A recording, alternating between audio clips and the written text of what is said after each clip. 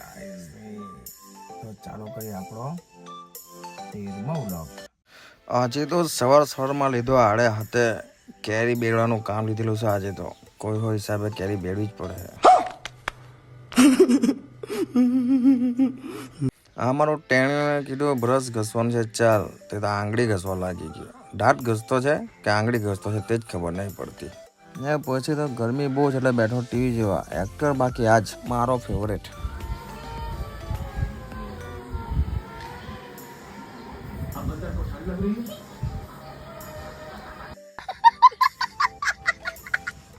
કેરી બેડવાનું તો છે પણ જે છે પેલા ખાઈ તો લેવું।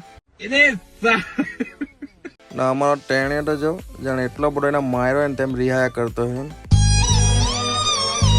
પછી ચાલુ કર્યું કેરી બેડવાનું કામ ઓન ડ્યુટી તેઓ ટેણિયા હતા।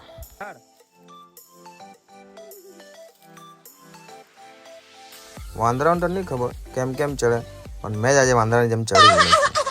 बात तो सही है।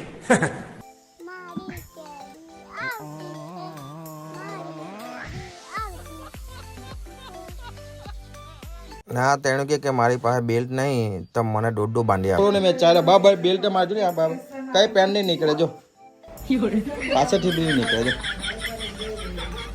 પછી પહોંચ્યો બજારે કેમ કે અમારા મેડમને ખાવી હતી પાણીપુરી।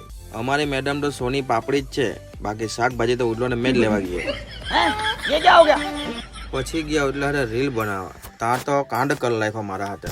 કાંડ કર નાખ્યો મેરા ઉડલાને કીધું કોલગેટ લાવ।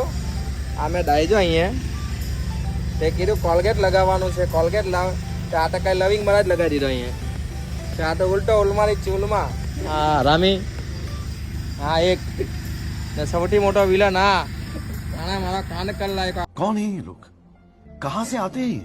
ને આ ઉડલાનો વાઘ એક ઊંઘતો નહીં। એને કીધું ઊંઘ ના ભાઈ ઊંઘ ના ઉડલો જ જો નાતો હો નહીં કેમ કે રીલ બનાવતા એની હાલત આવી છે। રીલ એ જે સાંજે આવી જશે તો જોવાનું ભૂલતા નહીં।